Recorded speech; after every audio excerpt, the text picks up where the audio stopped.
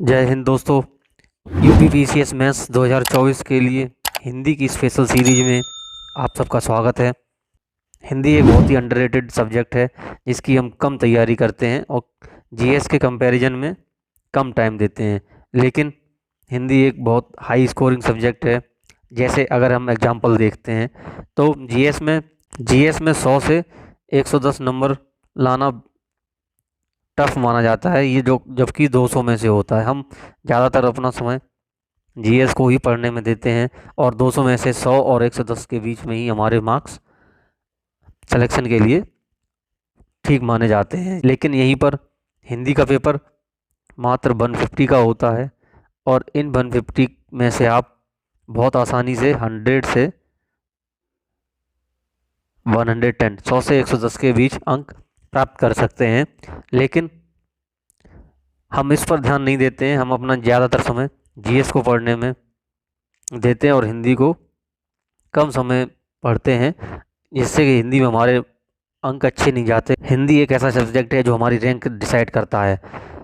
इसमें हम कम समय दे के आसानी से बहुत अच्छे अंक प्राप्त कर सकते हैं। ये मैं क्यों कह रहा हूँ, क्योंकि मैंने खुद ही हिंदी में 109 अंक 150 में से प्राप्त किए हैं। और आज मैं आपको और हिंदी की वीडियो इस सीरीज में मैं आपको यही बताऊंगा कि कैसे हिंदी के सब्जेक्ट में कम टाइम दे के आप हार्डली बहुत ज़्यादा से ज़्यादा आधा घंटा 1 घंटा डेली दे के आप 100+ मार्क्स आसानी से गेन कर सकते हैं, जो कि आपकी रैंक इम्प्रूव करने में बहुत मदद करेगा। चलिए देखते हैं हिंदी का। जैसे सभी लोगों को सिलेबस पता होगा कि इसके बेसिकली सिलेबस में 2 पार्ट होते हैं। पार्ट वन में 2 गद्यांश दिए होते हैं, जिसमें एक गद्यखंड का अवरोध एवं प्रश्नोत्तर लिखना होता है। इसके प्रश्नोत्तर में रेखांकित कुछ लाइनें होती हैं, उनके बारे में एक्सप्लेनेशन लिखना होता है, उनको कैसे लिखना है। ये सारी चीज़ें मैं आपको आने वाली हिंदी वीडियो सीरीज़ में बताऊंगा। दूसरे गद्यांश में बेसिकली गद्यांश का शीर्षक होता है, गद्यांश के कुछ प्रश्नों का उत्तर होता है और संक्षेपण लगभग 20 नंबर का होता है, आपको लिखने के लिए आता है। दोनों गद्यांश 30-30 नंबर के आते हैं। 30 नंबर का पहला गद्यांश और 30 नंबर का ही दूसरा गद्यांश।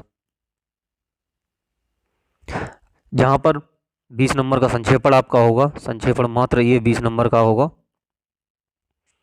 5 नंबर का शीर्षक, एक शब्द आप लिख देंगे शीर्षक। अगर मान लो कोई संस्कृति का गद्यांश दिया है, उसका शीर्षक हमारी संस्कृति है, तो आप केवल एक वर्ड लिख देंगे हमारी संस्कृति, तो आपके 5 नंबर पक्के हो गए। तो इतना आसान है चीज़ें। लेकिन हाँ, संक्षेपण में अगर आप लिखते हैं तो 20 में से 20 नहीं मिलेंगे, 10-12 ऐसे ही मार्क्स आपको मिलेंगे। 20 नंबर का पत्र लेखन आता है, 2 पत्र लिखने के लिए आते हैं।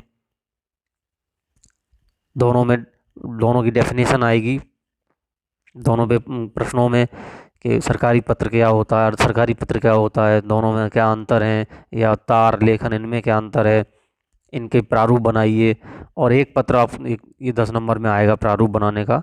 एक आपको सिचुएशन बेस्ड दिया होगा, सिचुएशनल पत्र, जिसमें कि आपसे कहा होगा कि आपके शहर में यातायात की समस्या खराब है, बाढ़ की समस्या है, इसके लिए आप संबंधित अधिकारी को पत्र लिखें, फॉर्मेट बना के पूरा पत्र लिखें। तो इस तरह से आप अगर देखेंगे तो यहाँ से हिंदी का मेन स्कोरिंग स्टार्ट होती है क्वेश्चन नंबर 3 से, यहाँ से। क्योंकि यहाँ पर आप पत्र लेखन में फॉर्मेट है, ड्राफ्ट है, तो यहाँ आप 20 में से 15 से 18 अंक आसानी से प्राप्त कर सकते हैं। ये 60 अंक के क्वेश्चंस हैं। यहाँ आप 20-20 अंक में ज़्यादा से ज़्यादा आपको 40 अंक तक आप प्राप्त कर सकते हैं। यहाँ अंक पूरे में से पूरे नंबर नहीं दिए जाते हैं। हिंदी का एक मेन स्कोरिंग पार्ट जो कि भाग 2 है, वो आगे से अब शुरू होता है, जिसमें आप जो 70 नंबर का होता है, जिसमें आप कम से कम किसी भी हालत में 60 अंक आसानी से प्राप्त कर सकते हैं और करने ही चाहिए। 60 से 65 अंक अगर आपको हिंदी में 100+ स्कोर पाना है तो भाग 2 में आपको 60+ अंक स्कोर करना होगा। तो भाग 2 क्या है, उसे कैसे तैयार करें आगे देखेंगे, पहले हम उसी पे चर्चा करेंगे। भाग 2 में आता है उपसर्ग एवं प्रत्यय। ये 5-5 नंबर के आएंगे, 5 नंबर के उपसर्ग और 5 नंबर के प्रत्यय। 10 नंबर का आपका ये प्रश्न होगा। विलोम शब्द, 10 विलोम दिए होंगे, सीधे उनका विलोम लिखना होगा। 10, आप 10 के 10 विलोम सही करेंगे, आपको 10 के 10 नंबर मिलेंगे, सीधे नंबर मिलेंगे। यहाँ नंबर कटने के कोई चांसेस नहीं होते हैं। वाक्यांश के लिए एक शब्द, ये 10 आएंगे, 5 आएंगे 10 नंबर के, 2 नंबर का एक होगा। बर्तनी एवं वाक्य शुद्धि, बर्तनी शब्द दिए होंगे, उनको शुद्ध लिखना होगा। और वाक्य भी दिए होंगे, 5 नंबर के शब्द, 5 नंबर के वाक्य। इस तरह से 10 नंबर का ये भी आपका होगा। 10, 20, 30, 40 हो गए। और 30 नंबर के आपके मुहावरे एवं लोकोक्तियाँ होंगी। 10 मुहावरे एवं लोकोक्तियाँ होंगी। आपको मुहावरों का अर्थ लिखना है, उनका वाक्य में प्रयोग करना है। एक मुहावरा लिखेंगे, उसका वाक्य प्रयोग का अर्थ लिखेंगे, उसका वाक्य प्रयोग करेंगे, 3 नंबर आपके पक्के। तो इस तरह इन 70 नंबर में से आप बहुत ही आसानी से 60 नंबर प्राप्त कर सकते हैं, बहुत आसानी से। और अगर हिंदी में अच्छा स्कोर करना है तो यहाँ आपको इतना अंक प्राप्त करना ही पड़ेगा। तो आइए देखते हैं भाग 2 में कैसे अंक प्राप्त करें।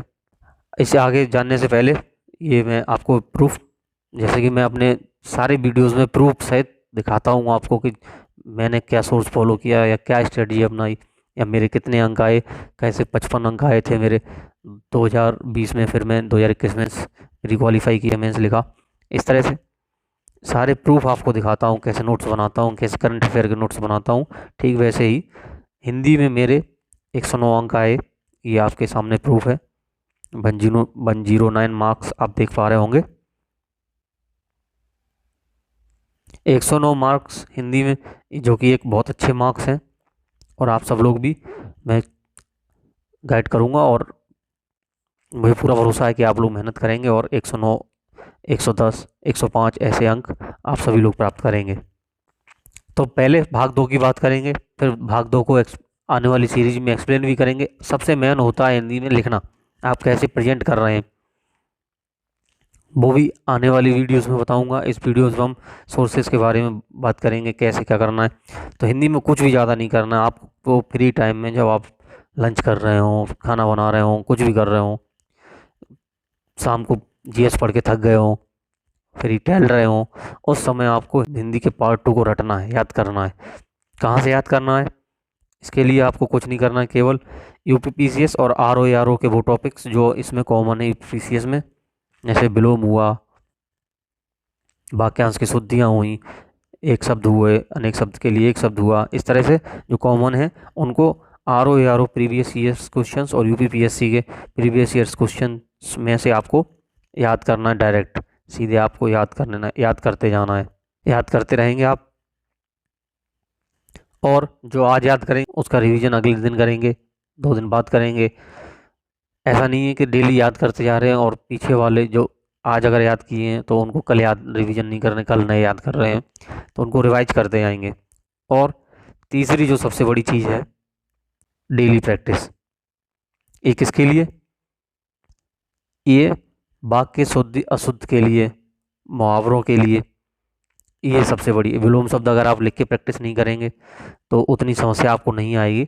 लेकिन अगर आप वाक्य शुद्ध अशुद्ध को आप लिख कर नहीं देखेंगे तो आप जब पढ़ रहे होंगे तो आपको लगेगा कि हाँ, गलती क्या है वो मुझे पता चल गई है, सही वाक्य क्या होगा मुझे पता चल गया। लेकिन जब आप लिखने बैठेंगे तो कंफ्यूज हो जाएगा। जैसे अनुग्रहित में रा जो है नीचे ग्रह वाला घुमा के लगना है, या प्रभाव वाला सीधी प्रभाव वाला ये वाला रा बनना है, या ग्रह वाला ये रा बनना है।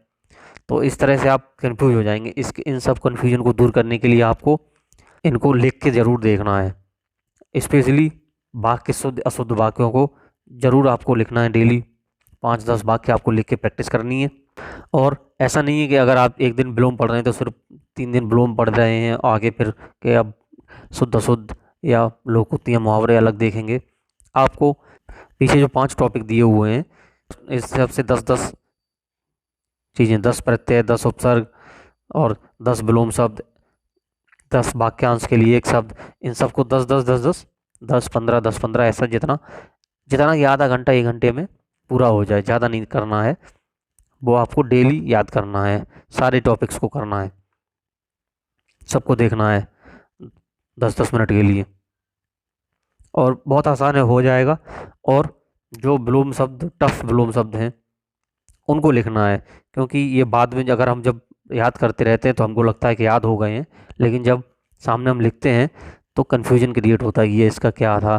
जैसे स्थावर है, उसका जंगम है, जड़ का चेतन हो गया। फिर जब हम लिख के नहीं देखेंगे तो हमको लगेगा, ये बहुत से विलोम हम डायरेक्ट बनाते हैं, जैसे जो आ लगा देने से ही विलोम बन जाते हैं, नी लगा देने से विलोम बन जाते हैं, जैसे रोग, निरोग।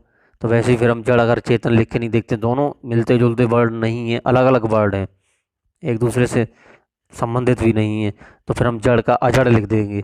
तो इस तरह से गलतियाँ होंगी।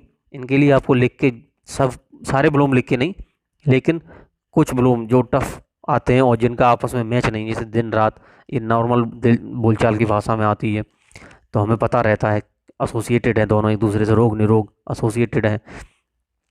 कुछ स्थावर जंगम दोनों अलग अलग हैं, हमको अर्थ पता होता है किसी वर्ड का, तो हम स्थावर अस्थावर कर देंगे, निस्थावर कर देंगे। तो ये सारी गलतियों को दूर करने के लिए वहाँ ऑप्शन नहीं होगा, लिखना होगा आपको।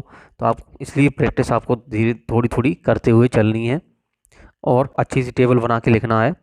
प्रेजेंटेशन बहुत महत्वपूर्ण होती है, जैसे कि जब अगर आपके सामने विलोम आया है तो आप ये, आपको जगह दी हुई होगी, वहाँ पर आप एक छोटी सी स्केल से एक ऐसी टेबल बना लेंगे।